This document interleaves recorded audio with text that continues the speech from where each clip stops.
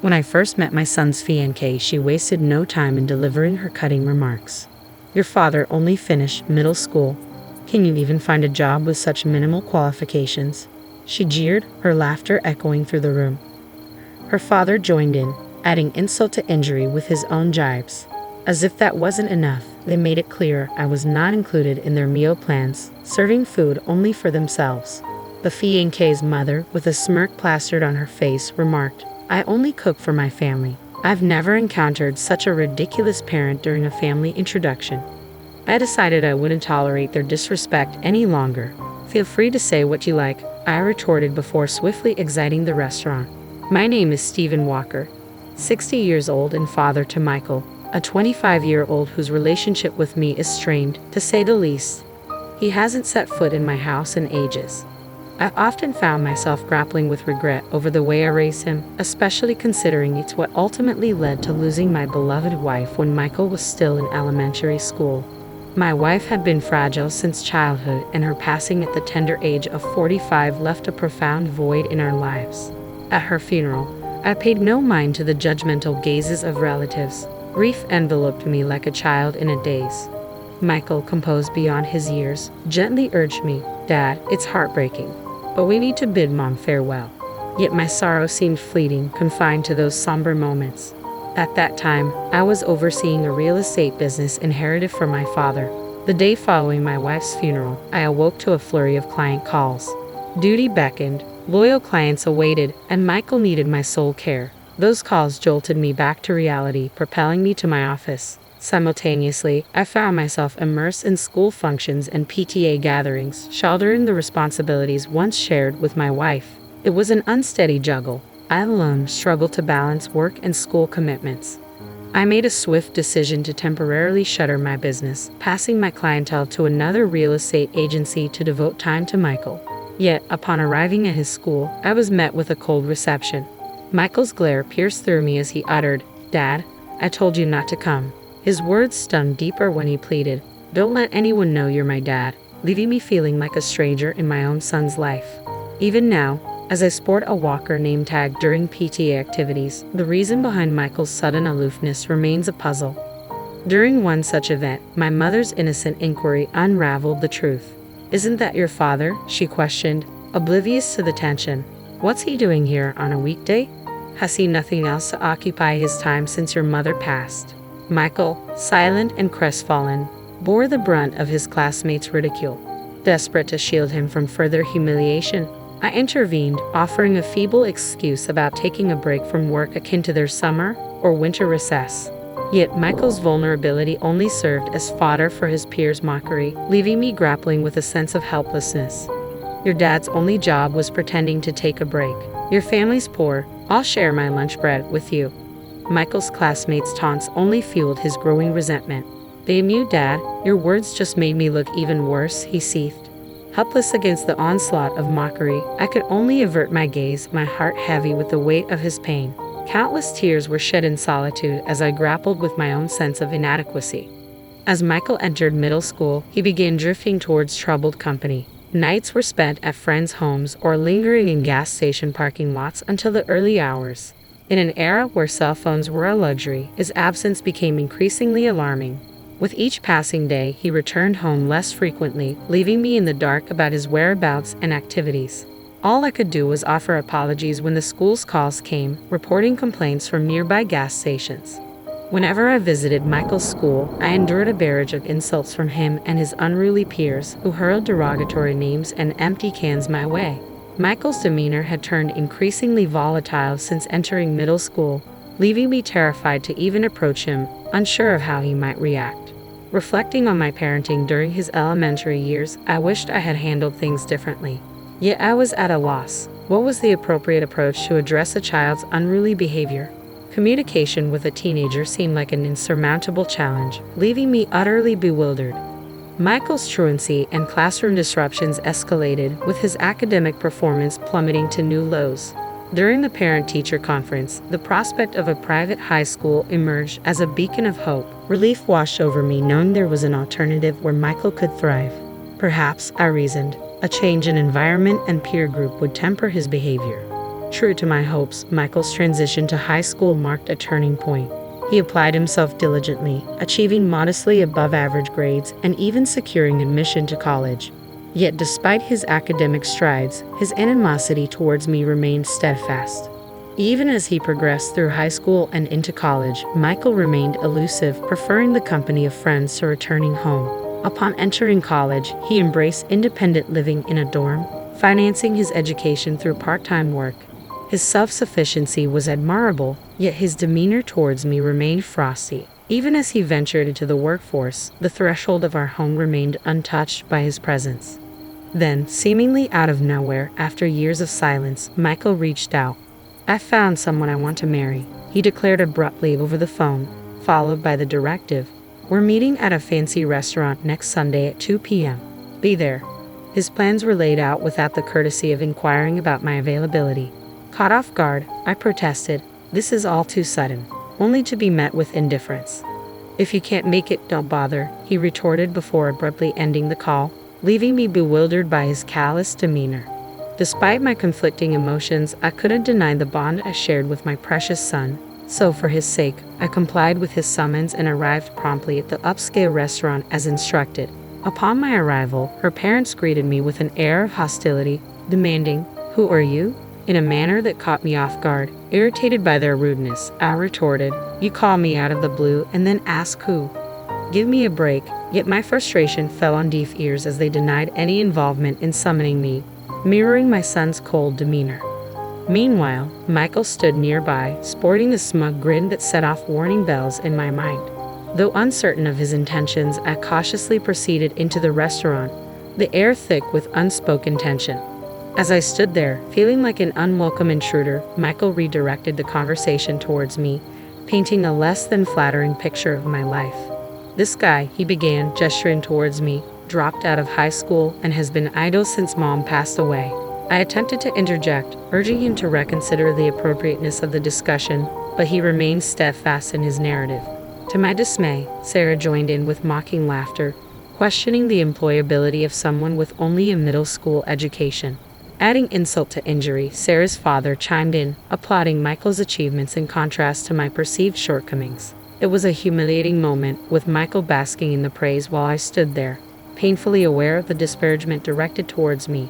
Exhausted and disheartened, I was on the verge of walking out, ready to utter the words, "Say what you want, I'm out of here." But before I could speak, a waiter approached from behind me with the food, apologizing for the delay. It was a stark reminder that the meal had yet to arrive, a fact that had slipped my mind in the heat of the moment. Attempting to regain my composure, I resigned myself to eating what was in front of me and departing. However, my efforts were thwarted when the waiter brought out dishes only for Michael, Sarah, and her parents, apologizing for a reservation oversight. Sarah's mother, with a saccharine smile, dismissed my presence, declaring, "He's not part of our family, so please disregard him." The waiter, visibly uncomfortable, retreated just as my frustration reached its peak. Before I could react, Sarah's father intervened, his tone laced with disdain. "We have no interest in associating with a deadbeat high school dropout," he asserted, casting me out with a sharp dismissal. It was a bitter blow, hearing such words of rejection from those gathered around the table. That was the last straw. "Is education and job history all that matter to you?" I exclaimed, rising from my seat. "Seems like you folks are a bit out of touch with reality." With those words, I made my intent to leave abundantly clear. In response, Sarah's father delivered a cutting retort, emphasizing the importance of education and job history, particularly in his line of work at Bank of America. His condescending remarks stung, but I managed a parting comment as I exited the scene.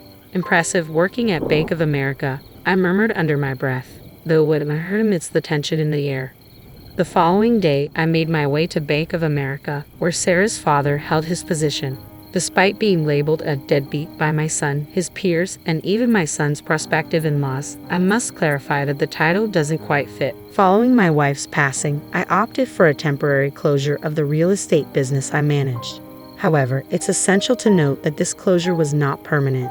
In the wake of my wife's demise, I pivoted my business towards online management, prioritizing my son's school commitments and PTA engagements. While operating a physical storefront, my clientele primarily consisted of local residents. However, transitioning to online management opened doors to a broader spectrum of clients, including those residing in rural areas miles away from the nearest train station, and even American expatriates. The internet served as a gateway to a wider market, allowing me to expand my property portfolio and cater to an extensive clientele. Running a real estate business online not only made my operations more efficient but also transformed distant aspirations into tangible realities. In addition to my real estate ventures, I also dabbled in stocks and investments as a personal hobby. Currently, I have $50 million deposited in Bank of America, where Sarah's father holds his position. Upon my arrival at the bank, I wasted no time in requesting a meeting with the branch manager to address the events of the previous day.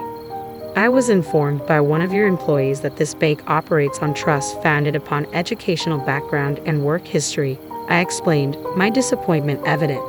As a result of that statement, I've lost all faith in this institution. Could you please assist me with closing my account? The branch manager, visibly distraught, offered profuse apologies and guided me through the account closure process. On a separate note, there's an issue I nearly overlooked. An individual who has neglected to pay rent for the apartment I own for the past 2 years. I have been turning a blind eye to the issue, assuming leniency because he's my son, but enough was enough. I mailed him a notice demanding 2 years' worth of rent. 3 days later, I found myself face to face with Sarah's father and my son, both furious. "Why did you go behind my back and report me to the branch manager, Dad?" Michael accused, his tone seething with betrayal. Sarah's father chimed in, equally incensed, "And what's with that notice? If you're the manager, you should be covering for me." Exasperated, I replied, "I lost trust in the bank after discovering their practice of judging clients based on education and work history. Are you both panicking because of one person's comment? Do you have something to hide?" I turned to Michael, adding sternly, "Just because we're family doesn't mean you can shirk your responsibilities. Pay your own rent." Sarah's father interjected, "Your actions have caused a stir. I've received numerous complaints from other clients, and my boss reprimanded me because of your antics. It's outrageous." I haven't caused any trouble. I simply shared the situation in passing with my relatives and clients, I clarified with a gentle smile. My son retorted sharply, "Clients? What clients, Dad? You're just a deadbeat, aren't you?" I met his accusation with a calm rebuttal. "Do you think a deadbeat could afford to construct a substantial house in such a prime location and maintain this lifestyle? I've even undertaken recent renovations." My son's expression shifted to one of confusion as he exclaimed, "Ha? What do you mean? Did you go into debt or something? I'm really fed up with you." I took a hiatus from my real estate job for a period and transitioned to managing an online business, which I'm still involved in. How many times do I need to reiterate? I'm not a slacker, I stated firmly, watching as my son's complexion drained of color. "What? I had no idea. I thought you were only working part-time," he stammered in disbelief. Sarah's father erupted in anger. "You're quite the piece of work, hiding your occupation even from your own son." Annoyed by the accusation, I retorted, "Say whatever you want," as I shut the front door behind me, cutting off further discussion. Outside, their voices echoed in heated accusations, punctuated by threats of legal action and bitter resentment.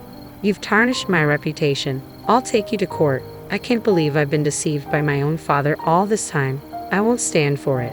Their argument escalated into a cacophony of shouts, but after about 10 minutes of fervent protest, their voices gradually dwindled into silence. It seemed they had exhausted their anger, realizing the futility of their outbursts. I breathed a sigh of relief, assuming they would refrain from returning. However, just as the tranquility settled in, my son's enraged voice shattered the calm. "You deceitful liar! What are you still doing here?" I peered out the window to witness Sarah's father and my son defacing my front door with spray paint. "This can't be happening. What are they plotting?" Just as I prepared to confront them, the wail of police sirens pierced the air, drawing closer by the second. Could it be that a concerned neighbor had alerted the authorities? My suspicions were confirmed when I stepped outside to find them both being apprehended by the police, responding to a complaint from the neighborhood. "There he is, that deceitful liar. I've lost all credibility at work because of him."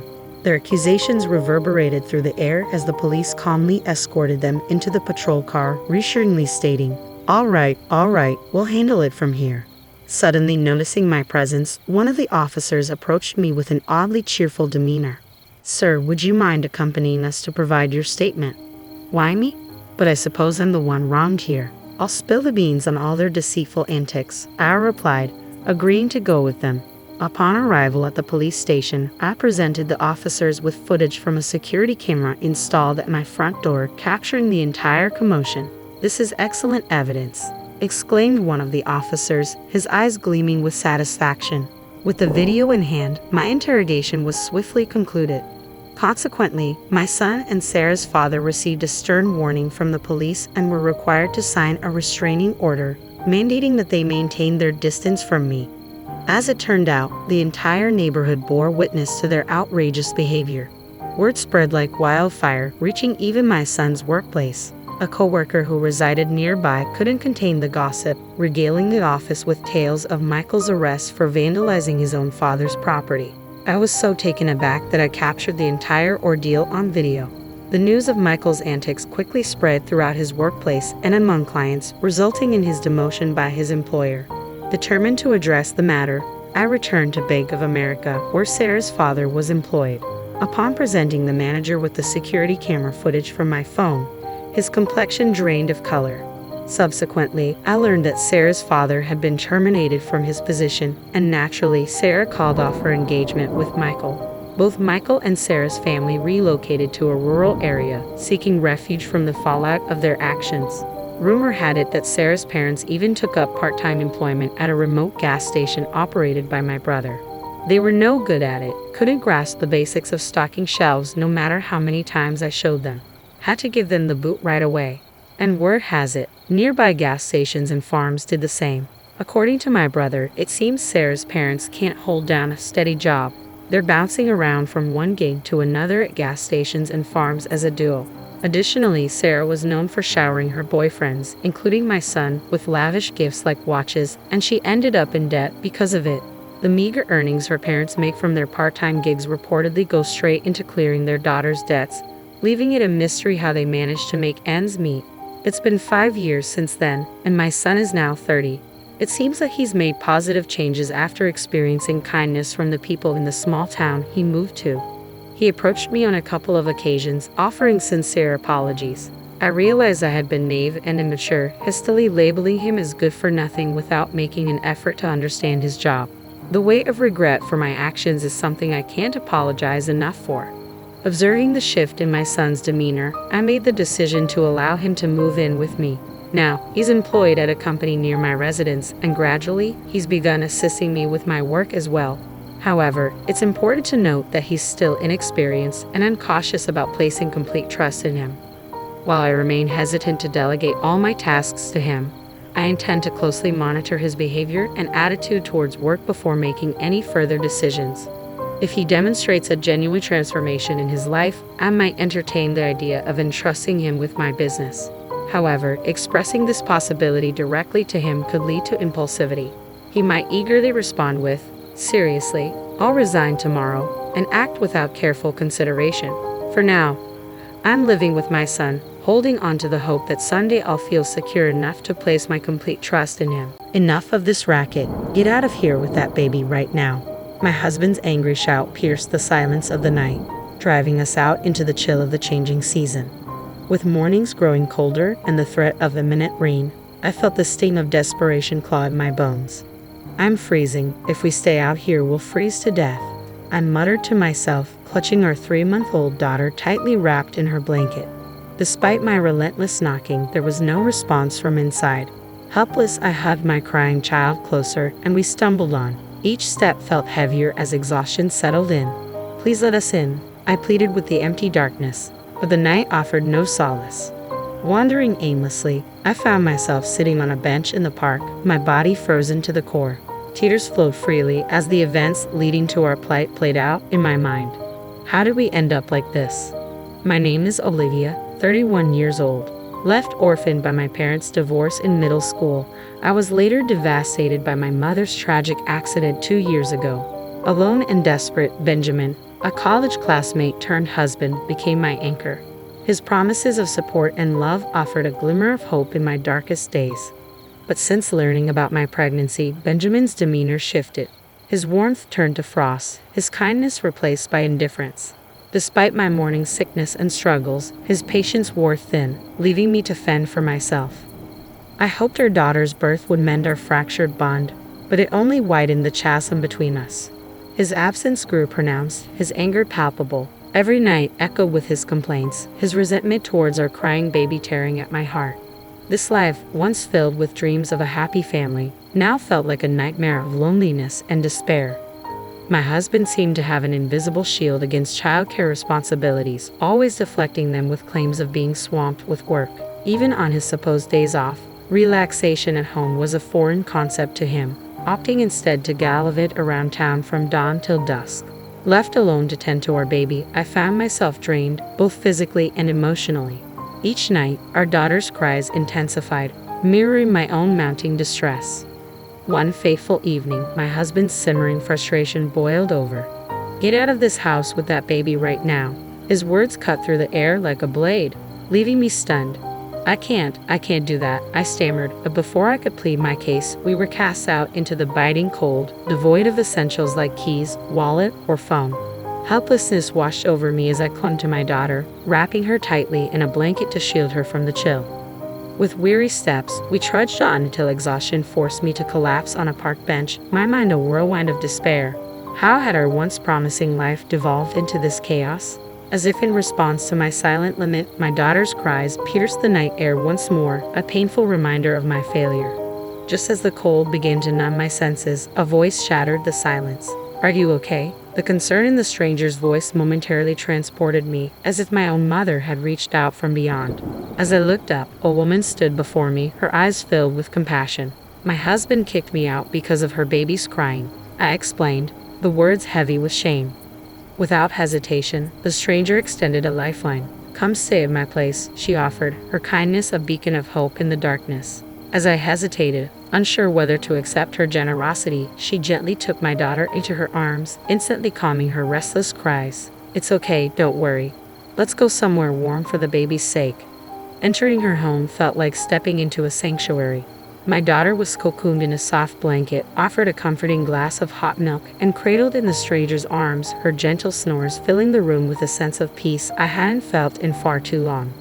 I couldn't believe it. No matter how hard I tried, the baby just wouldn't settle. It can be quite a challenge if you're not accustomed to it. As a recent grandmother, I found myself occasionally caring for the little one, perhaps explaining my newfound sensitivity to a baby's cries. Checking on the source of the noise, I found myself face to face with a woman, gentle smile easing the tension in the room. She seemed around the same age as my mother, radiating warmth that instantly put me at ease. "I'm sorry for intruding like this," I murmured, feeling a wave of gratitude for her understanding. "It's okay," she reassured me, her kind eyes reflecting empathy. "We should help each other out in times of need. Do you need a ride home? Do you live nearby?" I hesitated, memories of being cast out still fresh in my mind. "No, I might just get thrown out again," I confessed, my voice faltering. Without missing a beat, she offered her hospitality. Her kindness moved me to tears once more. "Thank you so much," I whispered, introducing myself. "My name is Olivia." As the conversation flowed, a sudden realization dawned on me. "Wait a minute, isn't your baby's name Anne?" Her nod confirmed my suspicion. "Yes, but how did you?" It turns out, this woman was Jackson, my husband's direct superior. She had sent us a gift when Anne was born, hence her familiarity with our daughter's name. The coincidence caught me off guard, and I regretted airing my grievances about my husband to her. "We're always grateful for your help," I said, my mind racing with newfound information. "The thing is, my husband has been busy with work lately, and he seems quite tired." Jackson's response stunned me. "That can't be right. Your husband has been on parental leave for the past 2 months. My heart skipped a beat as her words sank in. "But he says he goes to work every day," I protested, confusion clouding my thoughts. "He even said he has work tomorrow." "It's a holiday. The office will be closed," Jackson explained, her tone tinged with concern. "I wonder what he's up to." I was blindsided by the revelation that my husband, whom I believed was tirelessly working, was actually on vacation. However, the pieces of the puzzle were finally starting to fall into place. I couldn't shake off the sense of anticipation that seemed to linger on the days my husband was supposed to be at work. Ever since I became pregnant, his behavior had taken a noticeable shift, leaving me with a nagging feeling that something wasn't quite right. As I pondered how to investigate further, Jackson suggested a bold idea. "Why don't you check his social media?" she proposed, gesturing towards a computer in the corner of the room. I accepted her offer gratefully and began scrolling through my husband's online presence. What I discovered left me reeling in shock. A trove of photos featuring him and another woman, seemingly inseparable. They look like a couple. "That's Ava," Jackson explained, her voice tinged with sympathy. "She worked at our company for only 3 months before recently quitting." The pieces fell into place, confirming my worst fears. Though I had harbored suspicions, the reality of my husband's affair hit me harder than I had anticipated. Do you know her address, her contact information?" I asked, my voice trembling with emotion. But Jackson hesitated, her concern evident. "I'm sorry, I shouldn't have mentioned her name. It's personal information, and I can't disclose it," she replied gently, offering me solace in my moment of vulnerability. As I deflated, Jackson extended her support. "I'll do everything I can to help with anything else," she assured me. But my attention was drawn back to the screen, where a series of photos showcased my husband and his mistress living a life of luxury, dining at the prestigious Paris hotel. The realization hit me like a ton of bricks. With no income during my maternity leave and our combined savings dwindling, there was no way he could afford such extravagance. "No way. This can't be happening," I whispered, my heart heavy with disbelief.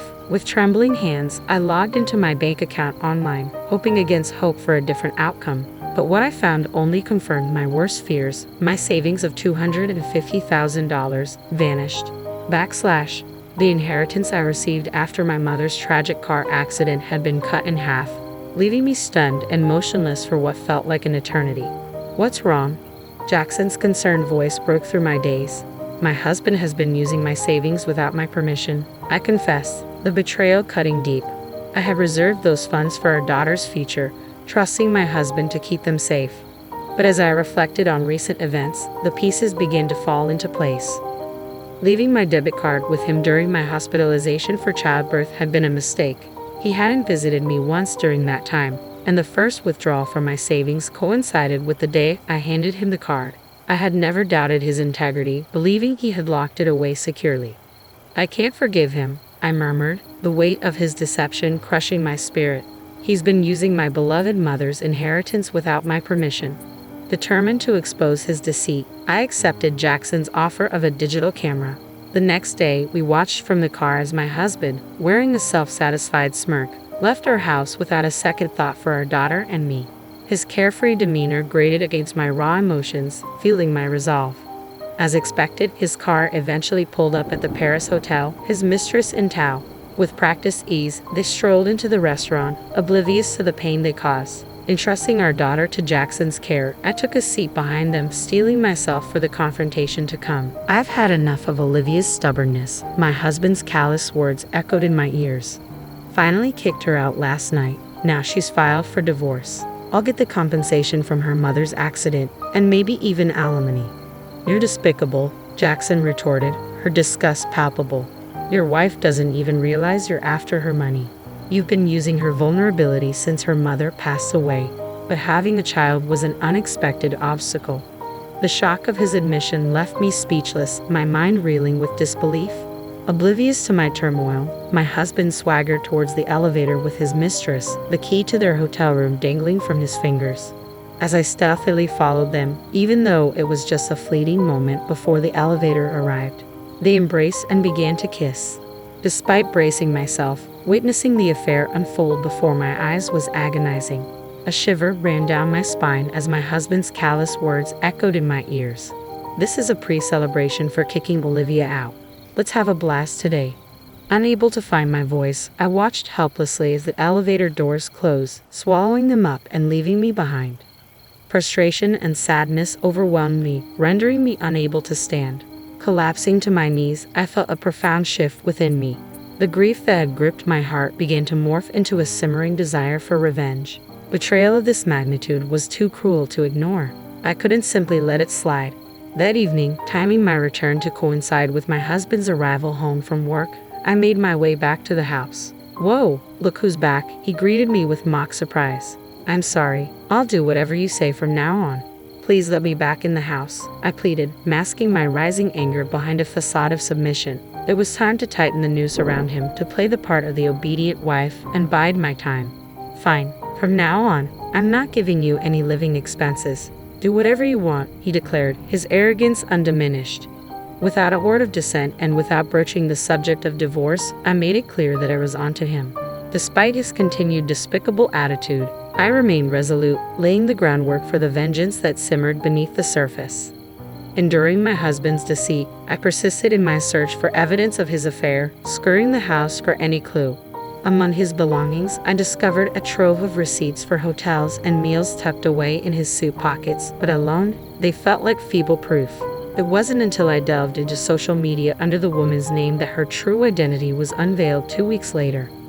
With all preparations in place, I found myself once again at the infamous Paris hotel.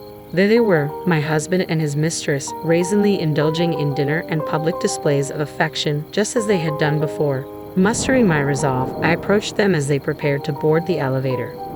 "What are you doing here?" my husband demanded, his tone defensive.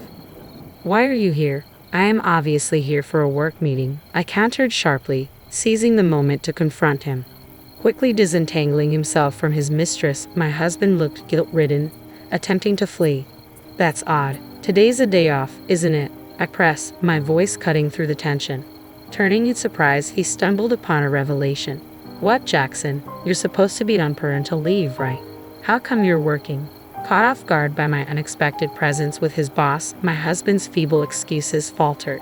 Meanwhile, the mistress, identified as Ava, appeared uneasy and uncertain, her gaze fixed downward.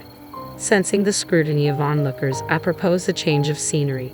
"Since we're drawing attention, let's move this to the room you guys booked. Unless you want me to scatter these photos around here. Is that okay?" I brandished the damning evidence, leaving my husband reeling. In a desperate bid to escape, he grabbed my arm and pulled me into the elevator. But Jackson intercepted, apprehending the fleeing mistress and bringing her along. "Why are you with Jackson?" my husband demanded, bewildered by the unexpected turn of events. "Since the day you kicked me out, I had nowhere to go. Jackson heard our daughter crying in the park and invited me in," I explained, seizing the opportunity to expose his hypocrisy. As we entered the room, a tense silence descended, marking the beginning of a confrontation long overdue. Dumping all the evidence onto the table, I watched as shock rippled across their faces. "What are these photos?" my husband stammered, his voice betraying a hint of panic.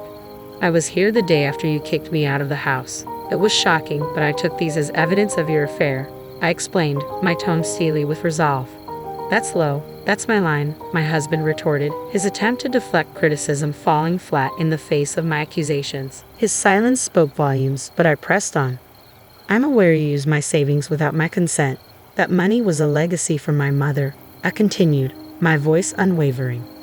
"That's our shared property. I don't see an issue with me using it," he countered, his arrogance grating against my sense of injustice. "It's not shared property. It's mine and mine alone," I insisted, refusing to back down. "You will return the $120,000 you used." "Come on, we're married. Let's not get into such tedious matters," he dismissed, his indifference fueling my frustration. Exhausted by his callousness, I reached into my bag and pulled out the divorce papers, slamming them onto the table with finality. "I'm fed up with you. Fill out these divorce papers immediately." "That's a leap, don't you think? Didn't I hear you say you wanted me to bring up divorce?" he protested, his attempt to deflect blame falling on deaf ears. I played a recording of a conversation we had during a previous meal, his hurtful words reverberating throughout the room. "Give me a break. Not a chance to think. You approached me just for my money," his voice echoed, each syllable a painful reminder of his betrayal. It all became clear after I heard our conversation from that day. "That's why you became so cold all of a sudden," I declared, my voice steady despite the turmoil within. "There's a lot to the situation. I don't want to hear any excuses or lies," I continued, my resolve unyielding. "Pay me $20,000 for the affair, $10,000 for all the times you mistreated me, $120,000 for the money you took from my savings, and $110,000 for child support until our daughter turns 20. That's a total of $260,000 in one lump sum. What mistreatment, he protested, his voice tinged with desperation. But there was no denying the truth of his actions. You kicked me and our daughter out of the house in the middle of the night and didn't provide living expenses, I countered, my voice unwavering. Clearly caught off guard, he attempted to salvage the situation. Just calm down. Let's talk this out, he pleaded, his tone bordering on pathetic. But there was no room for negotiation. Don't mock me, and don't think you're out of this either. I'll be seeking $20,000 in damages from you too, I retorted, my gaze unwavering. Turning to face his mistress, I could see the color drain from her face. I have to pay too, of course. But in return, I'm divorcing him, so you two can be open about your relationship. That should be a relief, right? I remarked, my tone cutting. As the reality of his situation sank in, my husband's desperation reached a fever pitch. Please spare me this one time. I'll be a good husband, I promise, he begged, his tears and snot a sorry sight. But his pitiful display only served to strengthen my resolve. Turning my back on him, I took the house keys and card case from his bag. I sold the house that was in my name. Jackson reported everything to the company, and it seems you're going to be fired, I informed him, my voice devoid of emotion. As we left the room, I knew it was the end of an era. I didn't want to see my husband ever again, so I arranged for a divorce through a lawyer. I reflected, my mind already moving forward. I demanded compensation for the divorce, the money he had squandered, and child support. With his parents furious and his future uncertain, my husband's downfall was complete. Since he couldn't pay all the compensation in one go, his father forced him to work in a mine, I concluded, my voice tinged with finality.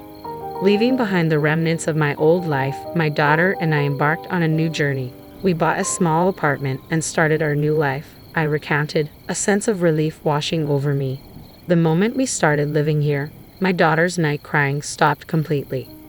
Grateful for Jackson's support and the opportunity for a fresh start, I knew that together, my daughter and I would build a home filled with happiness and love. Leave, you useless old ladies who can't even clean properly.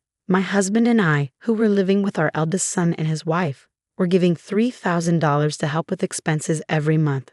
But his wife would often insult us with hurtful words and make life difficult for us. We were fed up and angry. We didn't want anything to do with her anymore and decided to get back at her someday. My name is Susie. I'm 62 years old and work part-time while also taking care of our home. I live with my husband David, who is the same age as me. David works in an office and is a kind and serious man, so we have a stable income and rarely argue. Our son, Lawrence, is 32 years old. He's just like his dad, kind-hearted and responsible. After finishing university, he got a job at a private company and is working hard. 2 years ago, he married a woman named Emily, whom he met at work. However, it turned out that Emily was actually a very mean person. When we first met her, she appeared to be serious and nice. Lawrence assured us that she was hardworking at her job and had a good relationship with her bosses. Emily is 6 years younger than Lawrence, and although we weren't sure if they would get along, we trusted Lawrence's judgment. After they got married, Lawrence and Emily moved into their own apartment. Emily promised to take care of all the household chores so Lawrence could focus on his work. Lawrence seemed appreciative of her help. He often said, "Thanks to Emily taking care of everything at home, I can concentrate on my job." I'm grateful. My husband and I believed that our son had chosen a good wife. But Emily's true nature began to emerge gradually. We had a family gathering for New Year's, and when I saw Emily, I didn't even recognize her at first. She looked completely different. The last time I saw her, she had black hair and wore minimal makeup, appearing reserved. But now, she had transformed into a bold woman with pink hair, wearing loud bracelets on her wrists. She seemed like a whole different person. My husband, David, and the rest of our family were surprised by Emily's drastic change. Lawrence tried to smooth things over. I'm sorry if this caught you off guard. I was also surprised when I came home from work one day to find Emily like this. But she manages the household well, and we don't have any problems.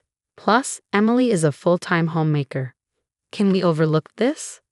After hearing Lawrence's explanation, I felt a weight lifted off my shoulders. Well, if Lawrence is fine with it, then so am I. I was just taken aback by how different Emily looks now. It's not fair to judge someone solely based on appearances, and it's not my place to complain. My family seemed to agree with my sentiment. Later, we all had a good time drinking together until Emily caused a scene. She got extremely drunk and started hurling insults at everyone around her. "You dare to defy me?" I once took down 3 classmates at once back in middle school. It became evident that she had a tendency to become aggressive when intoxicated. She even directed hurtful words at me and David, yelling, "Stop clinging onto life needlessly, you old pests. Nobody is pleased that you're still alive." Her words cut deep. There's a limit to what's acceptable, even under the influence of alcohol. David looked furious, and Lawrence was visibly shocked. "Hey, even for a drunken conversation, you've crossed the line. Apologize." However, Emily didn't even listen to Lawrence. "You dump all the chores on me, then have the guts to lecture me, a weakling like you. I could take you down in a heartbeat." Emily kept on with her verbal assault, causing chaos and trouble for everyone around. Eventually, she passed out from the alcohol and the tension eased, but the mood remained sour. Everyone was furious with Emily. Then one of the relatives brought up Emily's earlier claim about defeating classmates. "Was she a troublemaker in the past?" they asked. "No," Lawrence replied. "Emily graduated from a public university. I always thought she was a serious person." But the relative remained doubtful. "Do we have any proof she's been on the straight and narrow?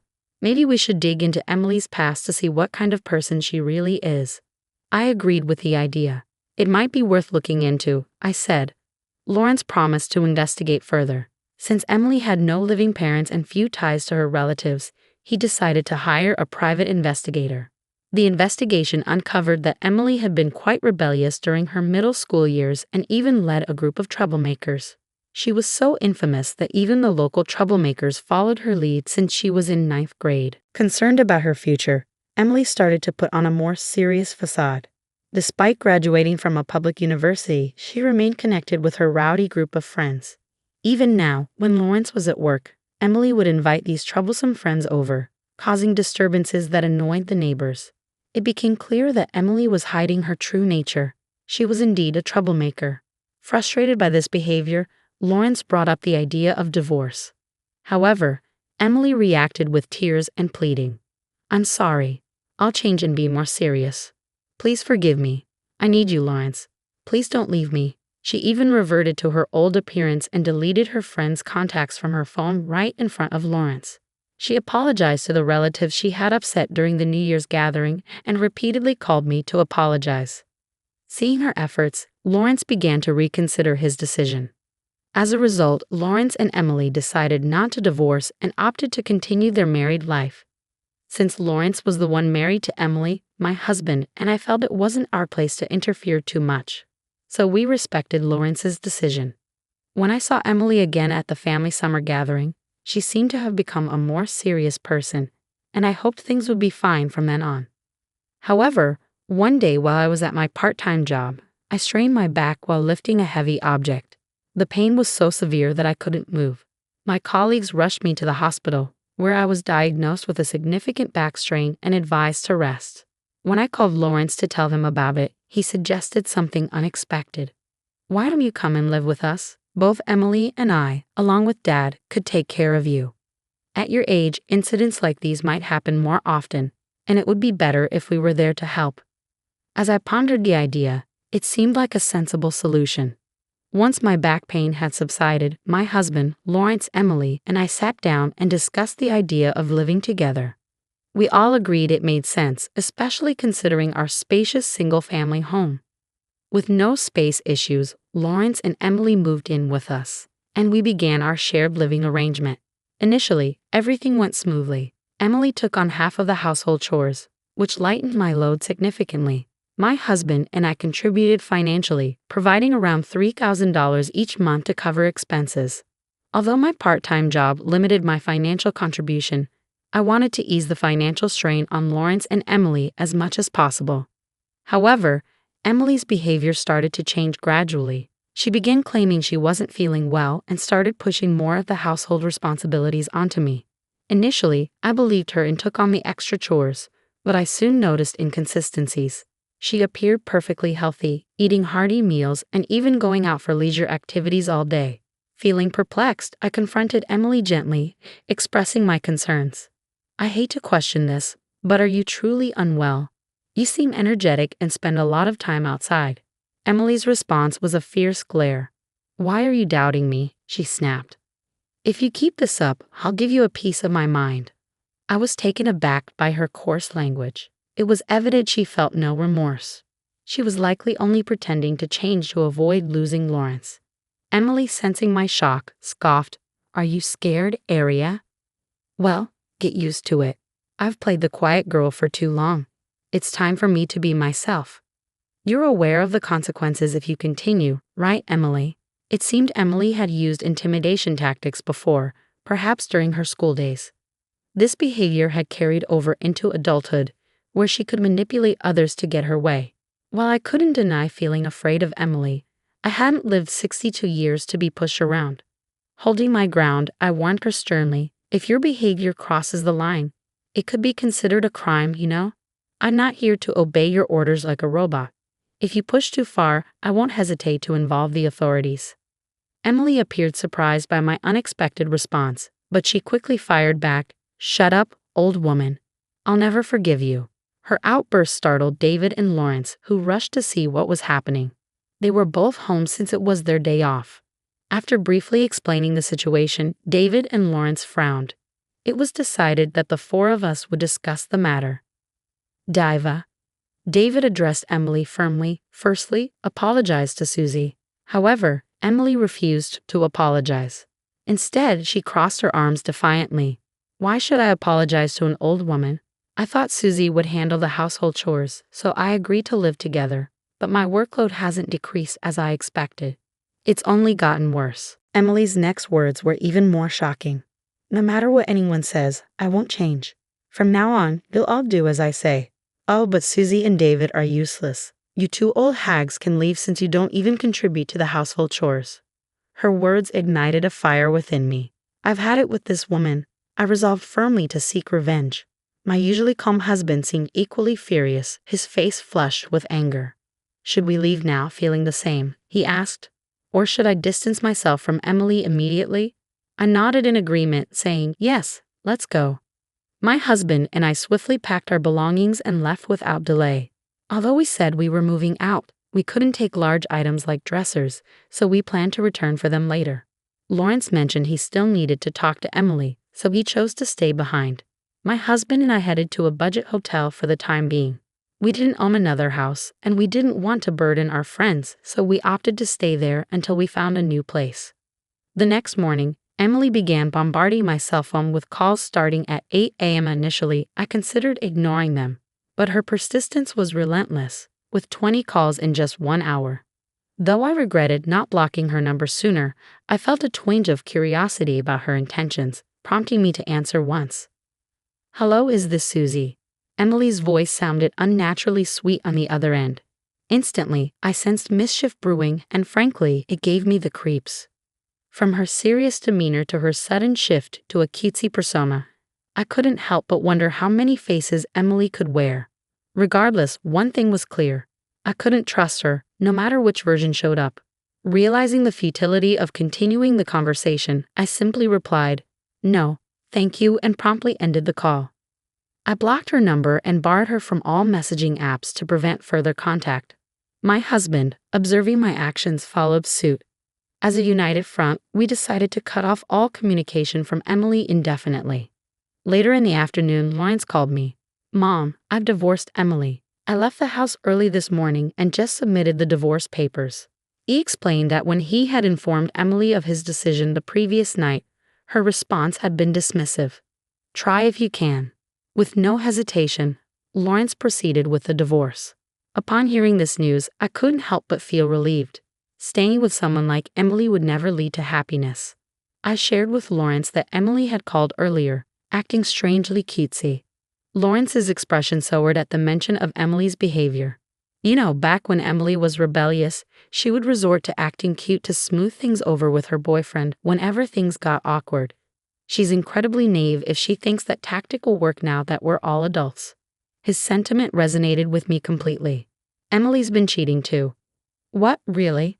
I was genuinely taken aback. The thought that she would add infidelity to her already despicable behavior was beyond belief. Her claims of illness seemed increasingly dubious to me. She appeared perfectly healthy and went out far too often. Suspecting there was more to her story, I decided to hire a private investigator. The results were shocking. Emily had been cheating with an unknown man. Lawrence even provided photographic evidence showing Emily kissing a young man in public, his green hair making him stand out. I warned Emily that I pursue legal action against her, and I fully intend to. I'll also seek damages from her affair partner, Lawrence informed me. As I examined the photos he sent to my phone, Emily's nonchalant attitude in response to the accusations puzzled me. Then why did she call me? I pondered aloud. Who knows? Maybe she wanted to know where I was after I moved out. Emily never expected me to leave. She thought if she acted tough and intimidating, I'd stay, Lawrence surmised. But now that I'm gone for real, I think she panicked and tried to win me back. I sighed deeply. Regardless of her motives, I had no desire to aid someone like her. I hoped she would experience the full weight of loneliness on her own. After some time, my husband, Lawrence, and I managed to secure a new apartment where we could all live together. Initially, we contemplated evicting Emily from our old house and returning there. But considering its size and potential vacancy in the future, we deemed it more practical to sell it off. Lawrence agreed, expressing his willingness to part with the property. Living there isn't a necessity for me. Selling it sounds like the best option, he remarked. As for Emily losing her place, it was of little concern to us. With the help of relatives, we returned to the old house to retrieve our belongings. To our dismay, Emily greeted us with a smug grin, suggesting that we resume living together. I realized I can't bear loneliness. Wouldn't it be better for us all to live together again? Plus, I want to save money and avoid paying Lawrence any alimony, she proposed audaciously. Her bold request ignited my simmering anger. If you're going to make a request, at least do so humbly. This isn't a matter for jest. No matter how you plead, I won't entertain it, I snapped. David, my husband, interjected with a cold tone. We're selling this house, so leave promptly and fulfill your obligations to Lawrence. I could never forgive you. Stop attempting to reignite our relationship. Lawrence echoed his sentiments firmly. Emily's flirtatious facade crumbled at his words. Lawrence has a stable income, so I initially thought marrying him would allow me to relax and become a housewife. But now, there's no ulterior motive. I truly love Lawrence. And of course, I need both of you, Susie and David, Emily insisted. However, her words did little to quell the seething anger within us. Mine, David's, and Lawrence's, only serving to stoke the flames further. In that tense moment, a previously silent relative, who had been observing the situation, couldn't remain silent any longer. They interrupted Emily with a firm voice. Emily, you are a despicable woman. If you have so much to say, why don't we settle this with a fair fight? You seem confident about your strength. With a hint of intimidation, the relative revealed their physical prowess, reminding Emily that they had competed in a national karate competition. This relative in their 30s was well known for their strength, and we had called them in case Emily decided to cause trouble. Sensing the imminent threat, Emily recoiled. No, I don't want to fight. Once you leave, don't ever bother Susie and the rest again. Leave quickly, but before you do, offer a proper apology, the relative warned in a low voice, exuding an intimidating presence. Emily, subdued by the imposing atmosphere, acquiesced with a whimper. Emily's sudden change in demeanor caught us off guard as she swiftly replied, Yes, I understand. I'll leave immediately. I'll leave all my large belongings here. I'm truly sorry, she groveled. Good riddance. Packing her belongings and departing, the relative smirked. It was evident that Emily's tough facade crumbled in the face of those she perceived as stronger. As David, Lawrence, and I watched her retreat, we couldn't help but burst into laughter. With the nuisance finally gone, our moving preparations proceeded seamlessly, and we successfully relocated to our new home without any trouble. Following her departure, Emily rented an apartment and began living alone. True to Lawrence's warning, he filed for alimony, which Emily and her lover promptly paid, likely due to the involvement of a lawyer. It appeared that Emily couldn't stand up to someone with greater power, as my relative had predicted. Since then, I've kept my distance from Emily, but I've heard about her activities through various sources. News reports and conversations with acquaintances have painted a picture of Emily's life following her departure. Initially, Emily depleted most of her savings to fulfill her alimony obligations. With plans to marry her former affair partner and rely on his income, she was left in the lurch when he severed all ties. Desperate for stability, she attempted a job at a private company only to quit abruptly after clashing with her boss. In a shameless bid for financial support, she approached me, my husband, and Lawrence at our workplaces, but we steadfastly ignored her pleas, causing her to eventually give up. Facing mounting debt and rejection from her former associates, Emily's desperation led her to assault one of her gang members in a fit of rage, resulting in her arrest and subsequent imprisonment. My husband, Lawrence, and I couldn't help but feel that she had reaped what she sowed. Emily had a history of troublemaking, never showing any remorse for her actions. It seemed only fitting that she face the consequences of her behavior behind bars, where she could hopefully reflect on her choices. In stark contrast, my husband, Lawrence, and I were enjoying peaceful, contented lives. The three of us lived harmoniously together, and we even had plans for a trip on our next extended weekend. Our apartment offered the convenience of easy cleaning and proximity to the station, making it a wise choice for our new home. We were determined to continue cherishing our tranquil existence as a family of three. My name is Tammy, a 39-year-old professional employed in the sales department of a trading company. From my college days, I've been drawn to leadership roles, adept at rallying people together. Presently, I oversee a team of subordinates, rivaling the seasoned male counterparts in sales achievements. I take immense pride in the unwavering support I receive from my female colleagues, bolstering my role as a dependable manager. Yet, returning home to my apartment after a taxing day, I find no one awaiting my arrival. Having parted ways with my husband of 17 years and chosen to live separately from my 15-year-old daughter, I now dwell in a freshly rented apartment, surrounded by yet-to-be unpacked boxes. Despite the chaos, I harbor no regrets. This marks the commencement of a fresh chapter in my life. Let me delve into why I've embarked on this new journey.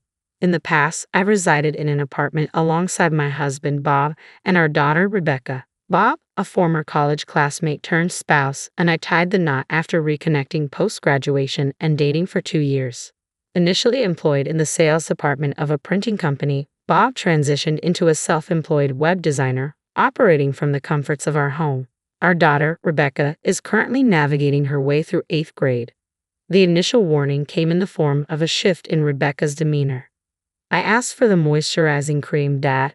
Oh, my bad, sweetie. I completely forgot. I'll pick it up tomorrow after work, I promise. You're so useless. Can't you do anything right? Rebecca began casting colder glances my way, her words growing sharper with each passing day. Initially, I attributed it to her teenage years, dismissing it as a phase. Dad, want to catch a movie with me on your day off? Sure thing, kiddo. What's showing? Previously, Bob would always include me in such plans, but now it seemed he had no reservations about excluding me. Hey, can I have some money? We're going to the movies this weekend, remember? $300 should cover it. $300. Seems a bit steep. Can't you just use your debit card? Just get it done. I'll need cash for shopping and dining out too. Gradually, even Bob's treatment of me soared. Our interactions dwindled, leaving me feeling increasingly isolated. Then came that Sunday, a day etched in memory, when both Bob and Rebecca voiced their dissatisfaction with the breakfast I prepared. What's this? I've told you I want my eggs over easy. Get it right. And this soup is terrible. I've mentioned my dislike for mushrooms countless times, but you still include them. Can't you say something to her, Bob?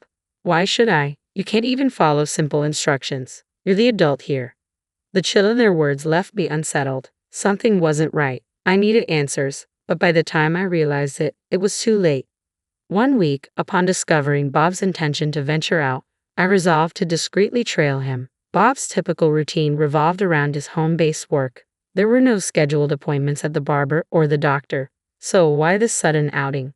Suspicion gnawed at me. Regrettably, my suspicions were confirmed. In the cafe awaited a young woman, a woman in her 20s, possessing a striking physique.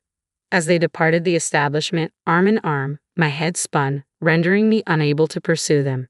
The dreaded day I had long feared had arrived. My apprehension stemmed from a lack of confidence in my own appearance. I always harbored the fear that Bob might stray due to my perceived shortcomings and looks. While Bob exuded undeniable handsomeness, I often questioned why he had chosen me. Subsequently, I enlisted the services of a private investigator to delve into Bob's relationship with the woman. Your husband's paramour is a 26-year-old named Sofia Garcia, employed at a cosmetic surgery clinic. Among the photographic evidence presented by the detective, some were too explicit for me to bear directly. They depicted open displays of affection, hotel entrances, and disturbingly, there were images featuring a certain third party. And here's another. This one shows the three of them, including Rebecca. What could this possibly mean? So, it seems your daughter is involved as well. It appears that your husband's relationship with Sophia has the approval of Rebecca. I was speechless. A profound sense of isolation and abandonment washed over me. What had I done to deserve this? Suppressing the urge to cry, I mustered the strength to request the detective to also record conversations between Bob and Rebecca. Several times each month, they would coax money from me for their movie outings and shopping sprees. I was convinced that amidst their casual conversations, there must be indisputable evidence. Days later, as I listened to the audio recording provided by the detective, I was rendered speechless. She's so annoying. Can't even do the simplest things right, then tries to act like she's your mom. Why don't you just leave her? Sophia's been waiting patiently, hasn't she? Speaking of which, Rebecca, I think it's too early to talk about divorce. That's ridiculous. Sophia's been waiting, hasn't she? I discussed it with Sophia. I can't stand being around that ugly woman. Same here, but she's the one bringing in more money.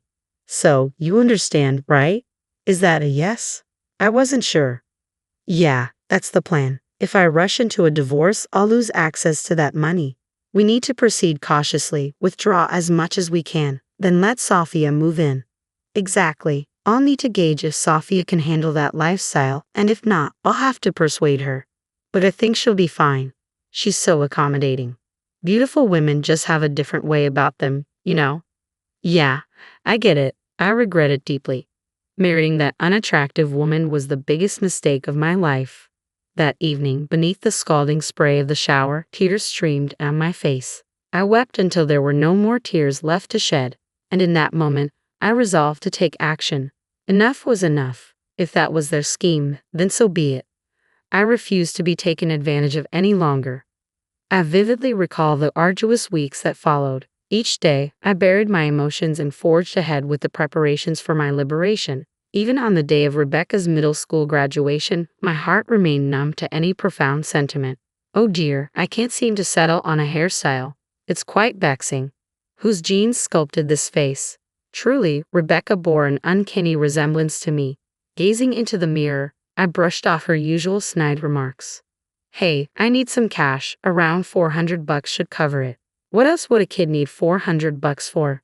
Besides, it's your graduation today, right? Obviously, I'll be hanging out with friends afterwards and grabbing dinner with Dad. Reluctantly, I handed over the $400, silently declaring it the final time. Rebecca accepted the money without a hint of gratitude. Hey, I'm planning to get plastic surgery soon. Plastic surgery?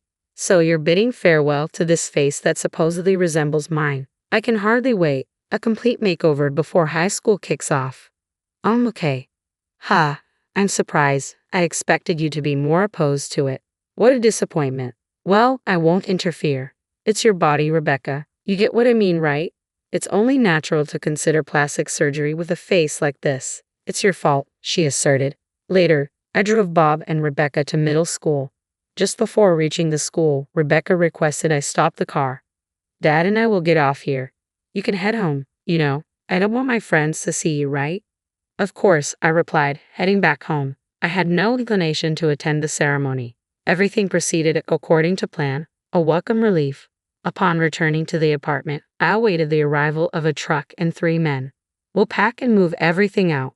With the amount of stuff, it should take about 2 hours. Thank you. I appreciate your assistance. That day marked my relocation to a new apartment, leaving the divorce papers on the table of the old one. I had requested time off from work and spent it touring various domestic destinations, relishing the rare freedom. Though perhaps I could have savored it more without the persistent calls from Bob and Rebecca. A few days later, I returned to the new apartment, refreshed from my journey. After finally picking up one of Bob's incessant calls, he exclaimed, "You finally answered. Where are you? What are you up to?" "Just relaxing in my room, watching TV." "Why the urgency? You sound flustered. Is everything all right?" "What do you mean? Is something wrong? What do you mean by your room? Explain yourself properly." "There's nothing." "What do you mean? You saw it, right? The divorce papers." "That's it. No further explanation needed, right?" "So you knew about About what?" "If you mean your affair, I knew. I have no intentions of backing down. I figured, with your income, you can't support Rebecca. Tough luck, I'm filing for divorce and seeking alimony too." "Who says I'm going to pay alimony? We should discuss this matter calmly." "Sure, you can bring Rebecca along or not. It doesn't matter to me." With no desire to continue the conversation, I abruptly ended the call, powered off my phone, and severed all contact. I chose the cafe for our discussion, the very same one where I had first seen Bob meeting with Sophia. But this time, only Bob showed up. There was no sign of Rebecca. She must be recovering from her plastic surgery. Poor girl. "Who's that with you?" I inquired. "This is my attorney, Mr. Johnson," Bob replied. "You brought a lawyer?" "Well, did you bring the filled out divorce papers as I asked?" "As I've said, I won't fill out such a thing. I'll tell you as many times as it takes. I have no intention of breaking up." "Do you just want the money?" "I do." "Do you think we can continue our marriage for that reason?" "What? Who said I'm after your money?" "Who said it? You're making assumptions about people's feelings." I nodded at Mr. Johnson, who then took out his smartphone and calmly pressed play. What ensued was a conversation between Bob and Rebecca from that day. Bob's complexion turned ashen instantly. "It's quite an experience to hear your own derogatory remarks played back to you. I don't want to breathe the same air as that ugly woman. If I carelessly break up with her, I won't be able to use the money." Bob's voice echoed through the cafe. No matter how many times I hear those words, they pierce straight through my heart. Knowing that this is his true sentiment sends shivers down my spine. "A recording? What the hell do you think you're doing?" Bob exclaimed. "What am I doing? I think I should be the one asking that. Did you use the money?" "I want to clarify something before we proceed. You have been seeing Sophia, correct?" I asked, studying Bob's expression. "Yes, that's correct," Bob affirmed, nodding. "In that case," Mr. Johnson interjected, "if you have no intentions of divorcing, we will proceed with filing for divorce in family court. We will also discuss the division of assets. The court will examine the circumstances and ascertain the facts to determine whether the divorce is warranted." Mr. Johnson held up a smartphone. "The conversation you had with your daughter earlier is quite significant in this case. In my professional opinion, divorce seems highly likely." "Oh, I see. I came here today to discuss what happens next," I explained, pulling out various documents meticulously prepared for this occasion. "This chart outlines the money I've given you and when, and this document details the utility bill payments." "What? What's all this for?" Bob demanded, clearly taken aback. "And here's a record of withdrawals from our joint account," I continued, presenting another document. "Rebecca's surgery incurred significant expenses, didn't it? Eyelid surgery, eye shape correction, double eyelid surgery, nostril reduction, filtrum reduction, creating tear bags, cheek and nasal bone shaving. The total costs amounted to $40,000. There's only about $20,000 left in savings. We used to have $70,000. You've spent quite a sum, haven't you?" That was for Rebecca. I could replenish the savings. "Do you realize I was the one who primarily contributed to that money?" I could feel my anger rising. "I'm willing to divide what remains in the account for asset distribution. I won't make any claims about the cost of Rebecca's surgery. However, what I do expect you to compensate for is the emotional turmoil I've endured. Keep that in mind. And by the way, have you been in contact with that woman, Sophia?" "No, not really," Bob replied. "That's concerning. I had a private investigator look into her background. Turns out she has a criminal record. You need to watch your back." "A criminal record? What for?" Bob's alarm was palpable. "She was charged with fraud and arrested. It seems she was colluding with the director of another cosmetic surgery clinic." "What in the—" "She must have seen you and Rebecca as easy targets." "My sympathies, and Rebecca's surgery. I hope it went smoothly. If not, we might have to negotiate with the hospital or even consider legal action. We'll need to assess whether the clinic is willing to settle." In cases like this, many clinics refuse to admit fault and become obstinate, Mr. Johnson added, causing Bob's complexion to noticeably pale. That's all for today. Send the divorce papers to Mr. Johnson. I will be providing my address. Wait, please, just one more thing. Can you lend me some money? Bob's plea was pitiful. I can't believe I ever fell for a man like him. Absolutely not, I stated firmly, leaving the cafe with Mr. Johnson, leaving Bob behind, visibly devastated. Rumors later circulated about Bob and Rebecca's downward spiral. Bob struggled to afford even a modest apartment on his salary alone. To support Rebecca, she had to take up odd jobs like newspaper delivery, and they downsized to a cheaper apartment, compromising their standard of living. Bob's web design projects weren't sufficient, and he resorted to day labor to make ends meet. It was truly pitiful, but Bob had to persevere. After all, he still owed me alimony. I decided to allow him to pay in installments. Paying the full $30,000 upfront would have been impossible for Bob, given his struggling business that barely covered his supplementary income. Taking out a loan was out of the question. I could have suggested borrowing from a loan shark, but I didn't want to subject him to that kind of pressure. A few days later, Rebecca called me. As expected, the surgery was a failure. It was far from what she had hoped for. Rebecca and I met at the cafe, having not seen each other in a long time. She still had bandages on part of her face. The surgery had left noticeable marks, and she would require further procedures to correct them. It was a dire situation. So still no luck reaching that Sophia girl, huh? Yeah, you were spot on, Mom. She saw us as easy targets, Rebecca remarked, gazing out the window with a thoughtful expression. She appeared more mature to me than ever before. Well, I should get going now. Part-time job first and high school homework. My schedule's pretty packed, she explained. Good luck, I wished her. Thanks, Mom, and I'm really sorry for all the trouble I've caused, Rebecca apologized sincerely. No need to suddenly be so polite. I won't be giving you any more money, okay? I won't bring it up again. With a nod, Rebecca left the cafe, marking the beginning of where I am today. I have few regrets. I'm content with my current life. Rebecca is practically independent now, and I hold no lingering feelings for my ex-husband, who had little to offer besides his appearance. I saw him recently in town, covered in dirt, working in construction gear and a helmet. Did he always have such sorrowful eyes? He looked entirely different. I hardly recognized him. Making a living is challenging, and he deserved to face difficulties after squandering so much money. It's not all about looks. I truly believe that now. I'll continue to do my best just as I am. With the reset button pressed on my life, the future appears brighter than ever before. My name is Maria Dalton, and I'm about to turn 27. I've been married for 5 years and have a 4-year-old son named Martin. At first, I worked full-time, but now I work part-time at the same company. My husband is 30 years old, 3 years older than me. Kevin Carlton, who I marry, seemed sweet when we were dating, but things changed after marriage. He became more controlling. Kevin has a 20-year-old sister named Jane Dalton, and he spoils her a lot, maybe because of their big age gap. Before we got married, I didn't really mind how close Jane and Kevin were. But after tying the knot, I started noticing some changes. Jane frequently drops by our place, and I end up scrambling to cater to her every whim because Kevin always caves into her demands.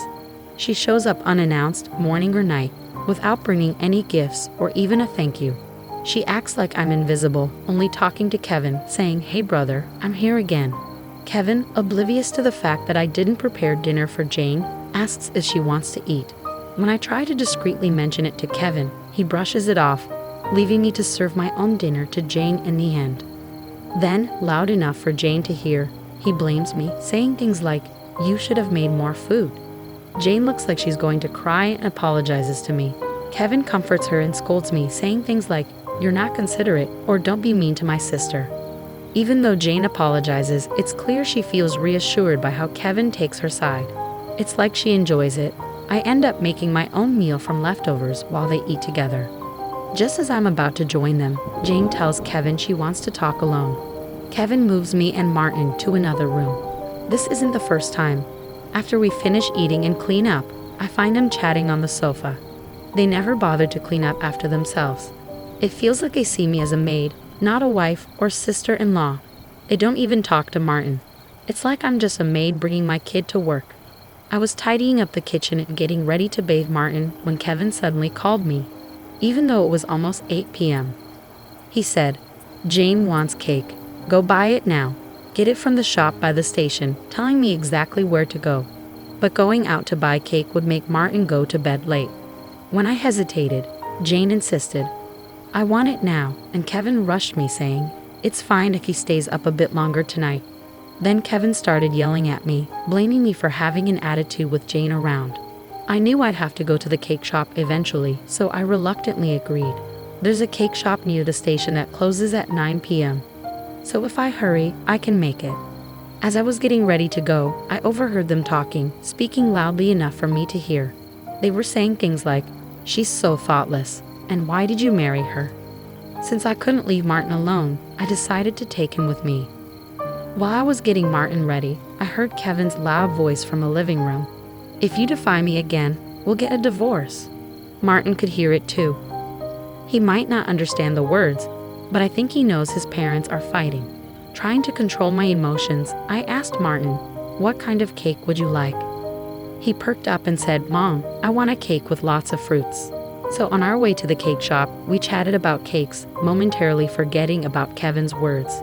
We made it to the cake shop just before it closed. Luckily, they had the cake Jane wanted. We bought 2 cakes and the fruit-loaded cake Martin desired. When we got back home, I served the cakes to Jane and Kevin. I prepared Martin's cake and brought it to the dining room. As soon as I set it down in front of Martin, Jane pointed at it and said, "Actually, I want that cake." Before I could respond, Kevin moved Martin's cake in front of Jane. Ignoring Martin's protests, Jane started eating his cake. Kevin justified it by saying, "I bought that cake with my money, so I get to choose." Unable to contain my emotions any longer, I expressed my frustration to Kevin and Jane. Kevin then threatened, "We could get a divorce, you know." Martin stopped crying but held my hand tightly, looking worried. Then, after a moment, Martin said, "Mom, I also love cake with strawberries. It's really yummy." He mentioned it while eating the cake that Jane initially wanted. I feel like I'm putting Martin through too much. 3 adults, myself included, shouldn't be subjecting a 4-year-old child to this. When I saw Jane reaching for Martin's cake, I swiftly moved his plate away. Martin happily followed me to another room, saying, "Yummy, let's go over here." Probably Kevin noticed Jane's attempt too. He apologized to her, saying, "Sorry for being so tight-fisted." I wanted to respond, but I held back, not wanting to expose Martin to the word divorce. Seeing Martin innocently enjoying his cake is heartwarming. After he finished, ignoring Kevin and Jane, we decided to have a late bath and sleep in Martin's bed. The next morning, I woke up to find Jane had already left. I was about to wake up Kevin and Martin and make breakfast when I heard Martin crying. I rushed to him to find his piggy bank, a gift from my father, broken, and all his saved money gone. It was Martin's nightly ritual to bid goodnight to his piggy bank before going to sleep. Last night was no exception. He said goodnight to it and cuddled up with me. At that time, only Kevin and Jane were in the living room. I asked Kevin about the piggy bank. He responded casually, saying that Jane needed some money, so she took it from Martin's piggy bank.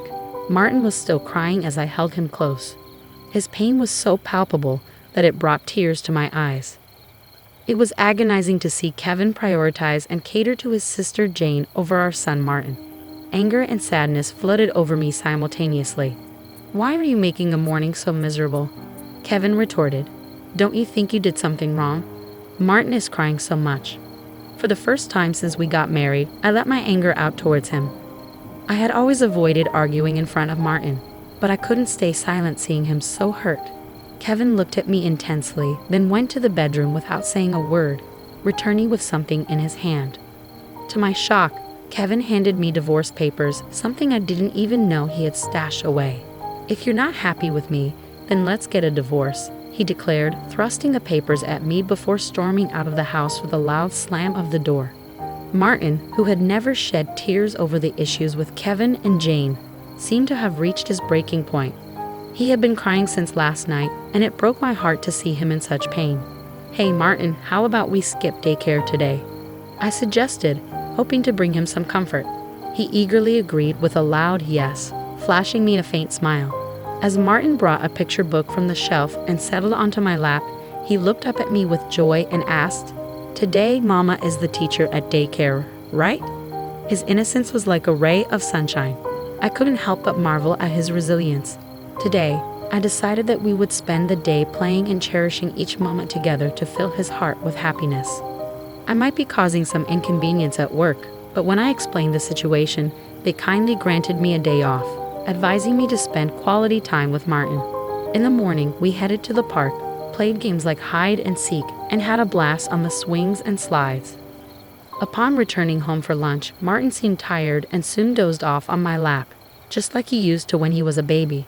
Normally, I would use this time to catch up on chores, but today felt different, so I decided to cherish the moment and enjoy watching him sleep peacefully. As I started to drift off myself, I was startled by a noise from the front door. It was too early for Kevin to be back, so I felt uneasy.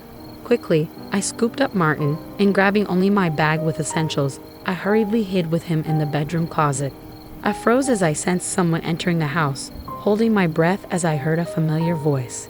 The person seemed to be searching for something, muttering, "I can't find it." Where did the wife hide it?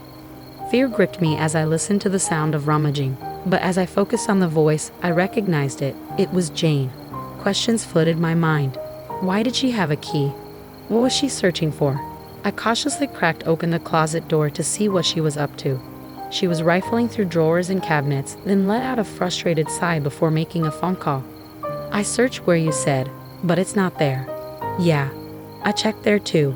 If it's not there, it's a waste of time." "Okay, got it. Heading home now," she said, mentioning Kevin's name. Kevin? I wondered what they were searching for. I heard the front door lock, and when it was safe, I put Martin to bed and pondered the strange events. I was certain Kevin was involved in whatever they were looking for. If they were searching for something unknown, could it be one of my possessions? Despite their earlier conversation, I couldn't decipher why Jane had suddenly appeared at our house. Kevin felt like a stranger to me, and I was overcome with a mix of disgust and fear towards him. Hastily, I packed the essentials for Martin and myself. By the time Martin woke from his nap, I was ready to leave. "Martin, let's go to Grandpa's house," I said, and we made our way to the station, catching a train to my parents' home. Thankfully, it was just 2 stops away, so we arrived swiftly. Since I hadn't informed them beforehand, my parents were surprised, but they sensed something was wrong and welcomed us without prying. Their dog, a favorite of Martin's, greeted him eagerly, and they began playing together. Watching them, I felt a sense of relief and proceeded to recount everything that had happened with Kevin and Jane. "Perhaps Jane was searching for your bank cards," my mother suggested. It made sense. Before getting married, I had founded a successful online shop for handmade goods with friends. As the CEO of the handmade industry, I gained recognition, but when the shop flourished, I decided to focus on raising my child. I've entrusted my company to trusted friends while I focus on raising my child. I work part-time and handle most tasks from home. Though I'm still the CEO, Kevin is unaware of this. He knows about my previous role and likely suspects I have savings. I've informed him that I receive assistance from the company, but left out the CEO details, letting him assume I stepped down. I haven't disclosed the full extent of my CEO position or savings to Kevin for a reason. Shortly after our marriage, I discovered his poor money management skills. He spends everything he earns. He allocates only $200 monthly for food expenses and suggested I quit my job to be a full-time housewife, an idea I never agreed to, given the financial strain of such a small allowance. After some persuasion, he reluctantly agreed to let me work part-time at my current company. To ensure I wouldn't consider divorce, he even had me sign a post-marital property waiver with a lawyer. Since Martin's birth, I've been allotted only $200 for food expenses. Consequently, I've been using my savings to cover Martin's nursery fees and clothing expenses. I've refrained from asking Kevin for money beyond the food budget, leading him to assume I have substantial savings. Jane appears to be in dire need of money, and with Kevin's belief in my savings, they may be searching for my cash cards. It all makes sense now. I maintain a separate savings account dedicated to slowly accumulating funds for Martin's future. A portion of my salary is automatically deposited into this account each month. Given their financial circumstances, it's highly likely they are seeking my cash cards. No matter how hard Jane or Kevin search, they won't find my valuables because I always keep them close, including my cash cards. However, there's still an unresolved issue. Jane might be entering our house even when we're not there, possibly with Kevin's knowledge. Following my father's advice, I decided to store my valuables in my parents' safe. Why are they so desperate for money? As I pondered this question, Martin tearfully approached my father, explaining that his piggy bank had been broken, and he couldn't keep his promise to save up. My father's face flushed with anger upon hearing Martin's story. "I'll call Kevin and talk to him," my mother suggested, while chiding my father. "Let's find out their motives." She reasoned that since Kevin had mentioned divorce, he might try to blame us and make the divorce more favorable for himself.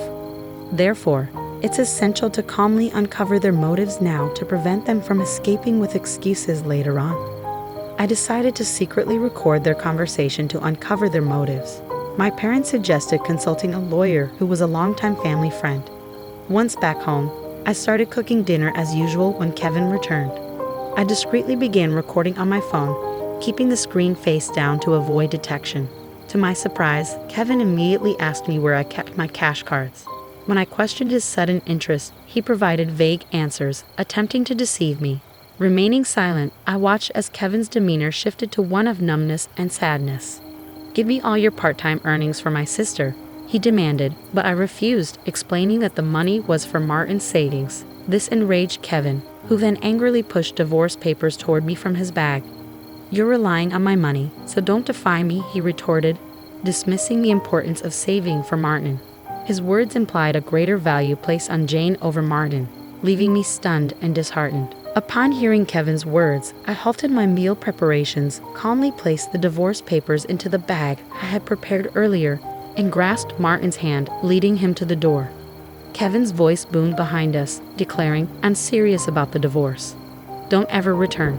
In response, I asserted, "I won't return to a home where anyone can come and go as they please," before departing. Was it too harsh to label my sister-in-law as a stranger? Following my departure, I was bombarded with messages and calls from Kevin, all of which I chose to ignore. I powered off my phone and sought refuge at my parents' house. There, I played the recording of Kevin's conversation and showed them the completed divorce papers. My parents simply advised, "Do as you see fit." I didn't harbor any love or affection for Kevin, but I still cared deeply for Martin. Some advised me to divorce Kevin to spare Martin's feelings, but I feared that divorcing could also hurt Martin. Amidst this inner turmoil, Martin voiced his hunger, prompting my mother to whip up his favorite dish, hamburgers. Tears welled up in my eyes as my mother, with a gentle smile, said to Martin, "I made these hamburgers so you and Mom can visit us anytime." After taking a bite, Martin beamed and exclaimed, "Grandma's hamburgers are the best. I want them every day," his joyful words tugging on heartstrings. I replied, "It's because these hamburgers are made with all the love I have for you," as he sweetly fed me a bite. Overwhelmed by his kindness, tears streamed down my cheeks uncontrollably. I tried to suppress them, but they kept flowing. My father reassured Martin, who was alarmed by my tears, saying, "Mommy is crying because she's so happy you gave her this hamburger." "These are tears of joy, not sadness," he explained tenderly. Martin, in his innocence, remarked, "This hamburger is so yummy. If Jane were here, she'd love it too." Hearing this, I couldn't hold back my tears, and I embraced him tightly, while my father's eyes filled with emotion. Turning to Martin, I said, "Being with family is a blessing, isn't it?" He looked puzzled and asked, "Didn't Dad say only Jane is family? Is my family just Mom, Grandpa, and Grandma?"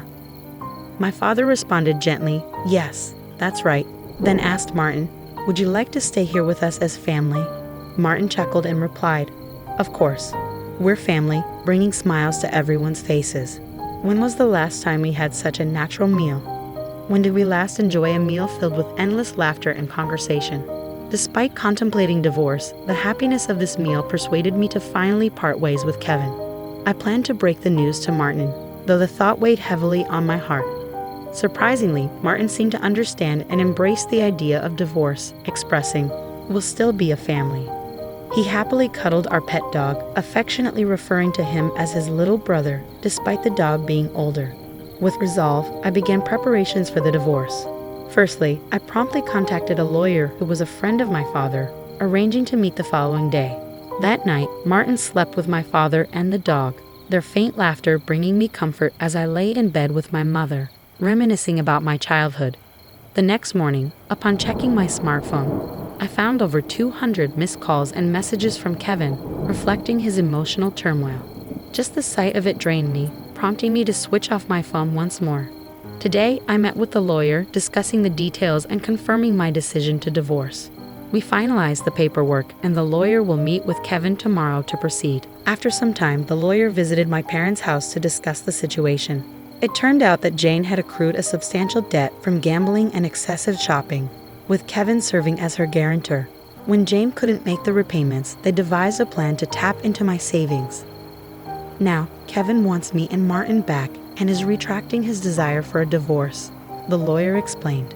However, the divorce papers I had submitted earlier had already been processed. When asked if this meant the divorce was finalized, the lawyer confirmed it, stating, "Yes, it's been accepted." Kevin appeared to break down, expressing his fear of losing me to another man. Despite his emotional plea, knowing that everything was settled brought me a sense of peace. I anticipated arguments over child support, but Kevin even pledged to pay $340 to support Martin every month. Later, Kevin called me. Feeling relieved after the divorce proceedings, I decided to speak with him briefly. His tone was no longer aggressive. Instead, he spoke calmly. He confessed that he believed keeping me financially dependent would prevent me from seeking a divorce. He also acknowledged his tendency to spoil his younger sister, Jane, as a misguided form of sibling love. He admitted feeling jealous of Martin, fearing he had lost me to our son. "Once I've resolved Jane's debts, I'll come back for you. Please don't remarry until then," he pleaded. However, I firmly reiterated that I no longer loved him and wouldn't reconsider our relationship. Before hanging up, I could hear him sobbing softly as he whispered, "Please be happy. Did I manage to stay strong until the end?" Discussing future plans with my parents, I decided to remain at their house until Martin grows up, and he transferred to a different nursery. Returning to my role as company president, I explained the situation to my colleagues. Later, I learned that Kevin and Jane had disclosed the divorce and their debt to their parents, resulting in their disannulment. More than the financial issues, their parents were incensed about never seeing their grandson again. Now, Kevin and Jane, once close, reside in a modest apartment, constantly blaming each other. Their actions have led to their own downfall. Today, I find happiness in being with my family. My name is Olivia, and I'm a 32-year-old housewife. My husband, Liam, is 34 and works an ordinary office job. We've been married for 8 years and have a precious daughter named Ava, who is 6 years old. Ava is incredibly adorable, and both Liam and I are completely smitten with her. I have an older sister, Emma, who is 3 years older than me. She recently turned 35 and went through a divorce due to a personality clash, becoming a single mother to her 4-year-old son, Noah. One day, we planned to go to the zoo with Emma and Noah. Unfortunately, I caught a cold at the wrong time. When I tried to cancel the outing, Liam kindly offered to take the day off from work, not wanting to disappoint the kids, even though it meant he and Emma would be alone together with the children. I didn't think anything of it. However, one day when I was walking through the shopping district after running errands, I happened to see Liam and Emma sitting together in a cafe. I wondered why they were together, but as it was almost time for Ava to come home from her after-school program, I headed home, still feeling uneasy. That night, when Liam came home, I asked him about it. He explained that it had started raining and they happened to meet, so they went to the cafe to wait for the rain to stop. He seemed calm and nonchalant, so I trusted him at the time. But after that day, Liam started coming home late more frequently. He also began asking for more money, claiming he was short on cash. On his days off, he went out more often, and whenever Emma visited our house, their interaction seemed more familiar than before. Suspicion began to creep into my mind, even though our relationship with Ava remained as strong as ever. Then an incident occurred that made me realize something was amiss. Emma came over as usual and asked if I could take care of Noah for about a week. A friend had invited her on a trip to Hawaii, and it was difficult to bring Noah along. Emma pleaded, saying she needed a break after being so busy. I understood how hard it was for her since the divorce, and though reluctant, I agreed to help. As Emma's trip approached, Liam told me he would be away for a while on a business trip, visiting multiple areas over several days. I thought it was a tough coincidence, but I was shocked when I learned his departure date. It was the same day as Emma's trip to Hawaii. Was this really a coincidence? Liam's increasing phone use and secretive behavior made me more suspicious. When Emma visited, their interaction seemed unusually close. On the day of Emma's departure, she arrived early in the morning with Noah. The moment I held Noah's hand and immediately noticed something was off. His hand was unusually hot and his body felt feverish when I lifted him. I didn't need a thermometer to know he had a high fever. "Emma, doesn't Noah have a fever?" I asked. Yes, he's been running a fever since yesterday. It hasn't gone down yet," she admitted. "What? We have to take him to the hospital right away. Surely your son's health should be more important than a trip," I insisted. But then Emma said something outrageous. "So I'm counting on you." "What? You're leaving your child here while he has a fever?" I was incredulous. "I have no choice, do I? I made the promise a long time ago. It's ridiculous to pay a cancellation fee," she replied. "That's not the point, is it? Isn't Noah the most important here?" I argued. "Of course he's important, but I'm not worried because you're here, Olivia. Take good care of him for me," Emma said. "Wait, Emma." Despite my attempts to stop her, Emma left. I couldn't believe it. Noah was suffering from a high fever, and she left him in my care. Noah seemed to be really struggling, probably because of the strain of moving while having a high fever. I quickly laid him down on the bed and placed a cold, wet towel on his forehead. While I was preparing an ice pillow in the freezer, Liam woke up. "Liam, it seems Noah has a fever," I said. "Really? Is that so?" he replied sleepily. "Emma is terrible. She's going on a trip, leaving Noah in this state," I fumed. "Well, she had planned it long ago, right? She probably can't cancel at this point," he reasoned. "You too, Liam. Poor Noah. If you feel that way, you should take good care of him," I said. "Liam, can't you do something about your business trip? If Noah has some contagious disease, he might pass it to Ava. I'll take care of Noah, so I want you to take care of Ava," I pleaded.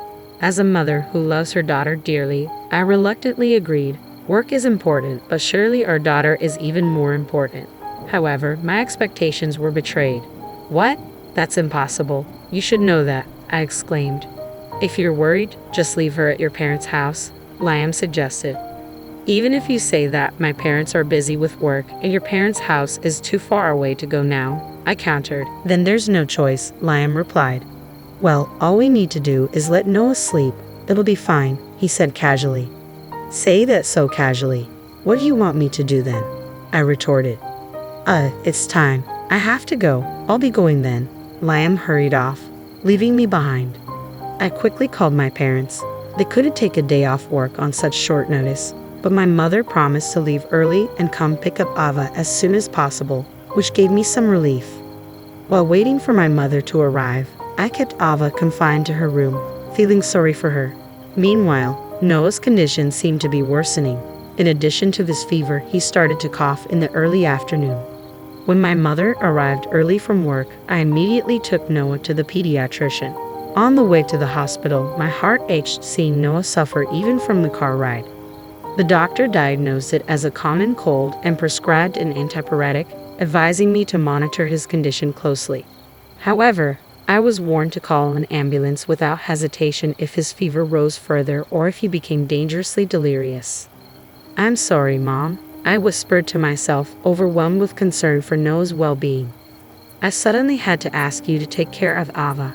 Don't worry about it. More importantly, I'm worried about Noah," my mother assured me over the phone. Noah was as dear to my parents as Ava. After finishing the call with my mother, I felt an urge to call my husband's company. I needed to know the location of his supposed business trip in case of emergencies. The response confirmed my worst fears. He was on paid leave. Looking up at the sky, a bad premonition began to feel real. I opened my husband's laptop, which I had never seen before, and examined his search history. The destination was Hawaii, and all arrangements, plane tickets and hotel reservations, had been made by him. I recognized the name of the hotel. It was where my sister had mentioned staying. My sister and husband in Hawaii at the same hotel at the same time. Such a coincidence was implausible, not even 1 in 10,000. The fact that my husband, who claimed to be on a business trip, was on paid leave in Hawaii was abnormal. Out of curiosity, I checked my sister's social media. There were no new posts, but her recent ones showed her often with someone. The clothing visible in the photos looked all too familiar.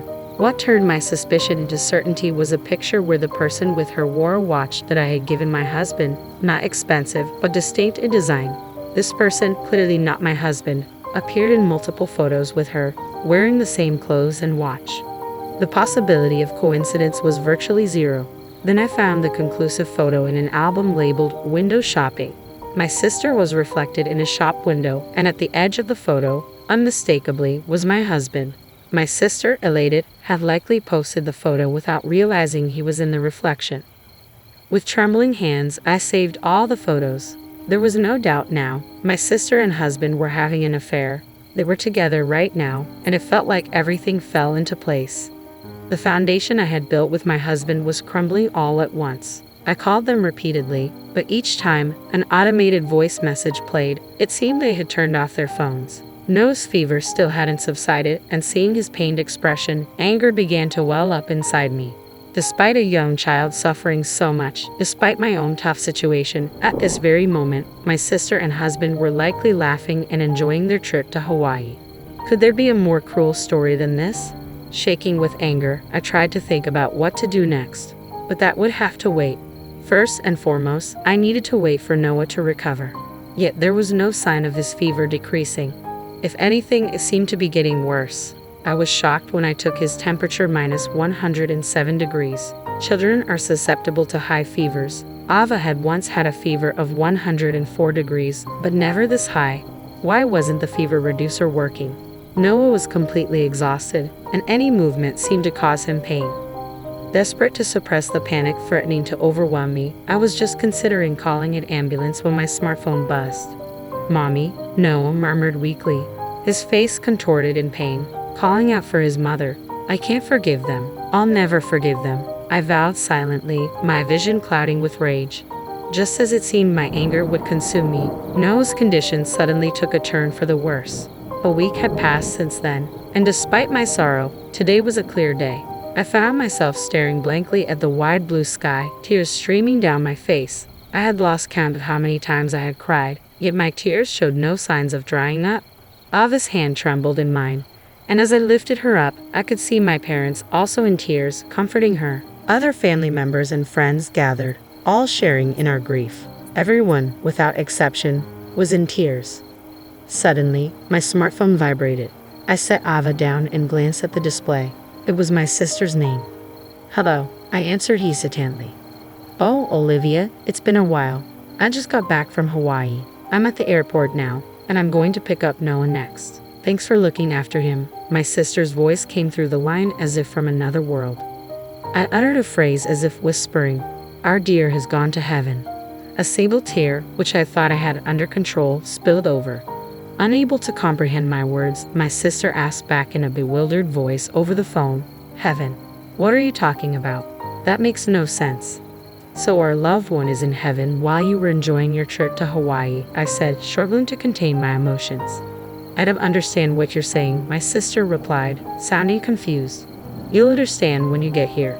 The funeral is over, and we're now at the crematorium." "What? The crematorium?"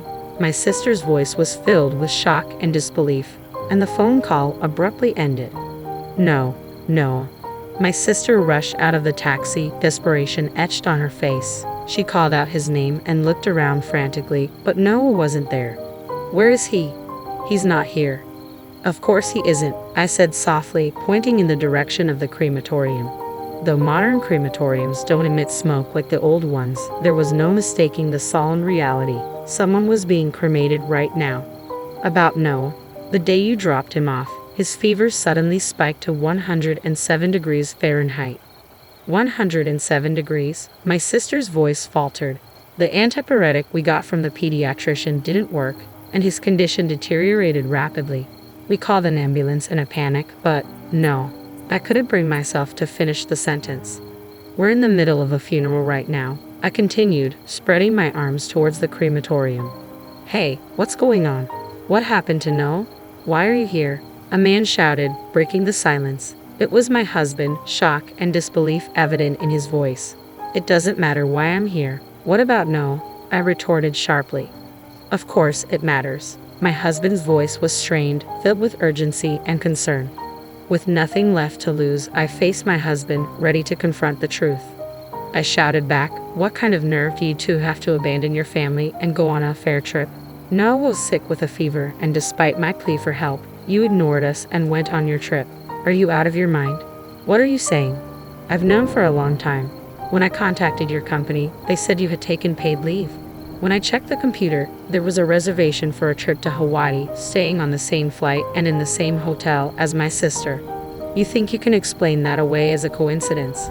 At my intense accusation, my husband was left speechless. "Olivia, tell me, is Noah?" His voice broke. "How can you ask that question now? Why do you think we're here? Why do you think we're wearing mourning clothes at the crematorium? Don't you understand?" I demanded, my voice trembling with emotion. "No, no." My sister's scream pierced the tense air, collapsing into tears. I looked down at her with cold eyes. "You have no right to cry, Emma. You're the worst kind of person, abandoning your son to go on a trip with your sister's husband. I was so lonely all by myself. That's why. Emma's voice quivered. "So you laid hands on my husband?" I accused. "What? I did nothing wrong." "I'm not in the wrong," Emma insisted, unbelievably lashing out in anger. "I didn't choose to have a child, nor did I choose to become a single mother. When my ex-husband and I divorced, I wanted him to take custody of Noah, but he refused. So I did my best to raise him on my own. But to think Noah would? No, Emma." The one comforting my crying sister was my husband. It seemed he had no intention of hiding their affair any longer. "Don't be selfish. Our parents and I have helped as much as we can. Leaving the sick child alone to have an affair is no excuse," I lashed out at them. "You don't even realize how despicable you are. You're the worst." "Hey, Olivia, aren't you being too harsh on your sister?" "Emma is shocked because Noah has passed away," my husband interjected. "Shut up. Don't you dare act superior. Just so you know, we're getting a divorce. I'll make you pay for everything you owe, so be prepared." "What? What does that have to do with this?" "It has everything to do with this," I yelled back at him, my sister crying in the background. The situation had become a battlefield. Our parents approached us in the midst of the chaos. My sister, tear-streaked, blamed them. "Dad, Mom, why didn't you take proper care of Noah? Why did you let this happen?" she cried out. Suddenly, a dry slapping sound echoed through the tension. It was our father who had slapped my sister's cheek. "Don't be ridiculous. You abandoned your child and yet you blame others. You even went on a trip with your sister's husband. Shameless. I feel ashamed as a father for raising you like this," he condemned her. My sister cried even harder at our father's harsh words. I contemplated slapping my husband, but before I could act, a small boy's voice cut through the turmoil. "Mom." My sister turned sharply. There he was. "No. Noah," she exclaimed, moving towards him, but the man holding Noah quickly stepped back, out of her reach. "Hey, what are you doing, Lucas?" I demanded. The man holding Noah was my sister's ex-husband, the man who had divorced her due to their personal conflicts. "That's what I should be saying. What are you doing, leaving Noah alone? It's none of your business. Noah is my son too," he argued fiercely. I followed the prevailing opinion that a mother is better because you insisted on not sharing custody, no matter how many times. I warned you, you wouldn't let me see him, and as I feared, it came to this. You have no right to be Noah's mother. Shut up. All you have to do is quietly pay child support. I'll pay whatever it takes for Noah's sake, but you didn't take care of him. You left him alone. You didn't even know how dangerous his condition was, and you were off on a pleasure trip. On that day when Noah's condition suddenly deteriorated, I panicked and called an ambulance. I called my parents and Lucas, Noah's father. While treatment was being given after arriving at the hospital, he was quite surprised when I told him my sister was on a pleasure trip with my husband. Afterwards, Noah, who was discharged from the hospital in good health, was recuperating at Lucas's parents' house. "Wait, so Noah is safe, right?" I asked my bewildered husband, staring at the crematorium. "It's her grandmother," I explained. "Our grandmother, who was bedridden due to her advanced age, has been under care at a nursing home. She passed away from old age the other day. Even though she was bedridden, she had a clear mind and doted on her great-grandchildren, Ava and Noah. When we occasionally visited her at the facility, her wrinkled face would crinkle even more."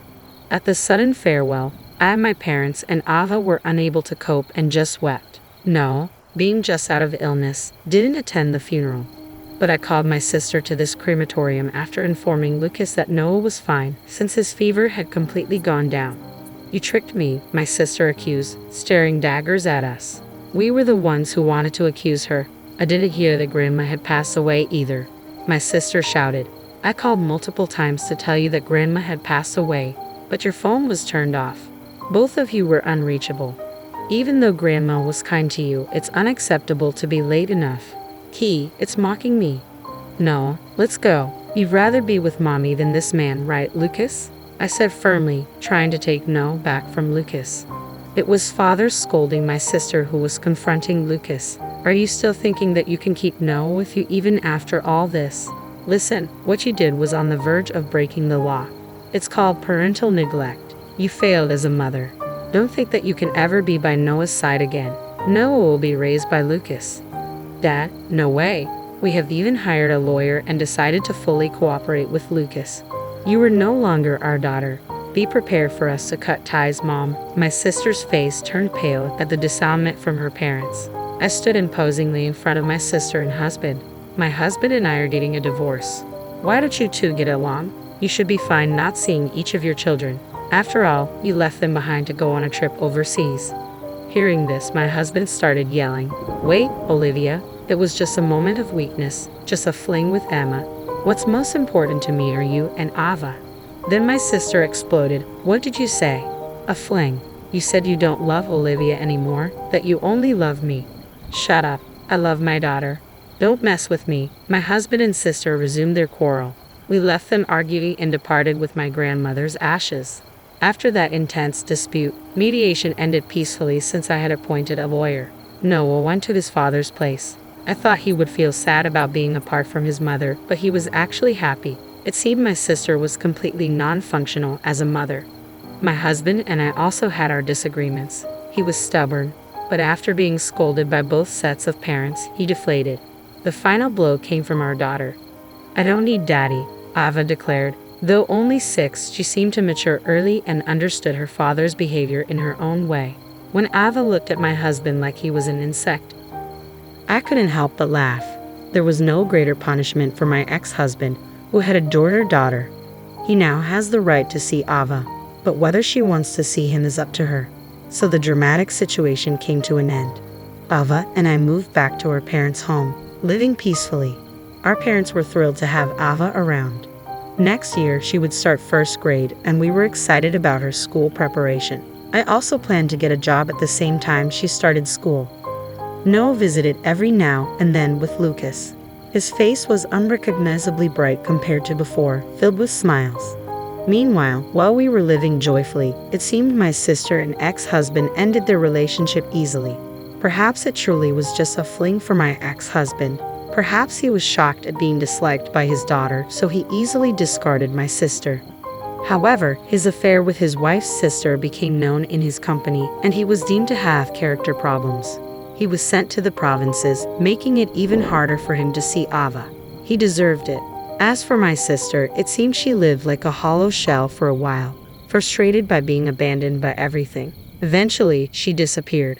We filed a missing persons report, but I had a feeling my sister would never be found.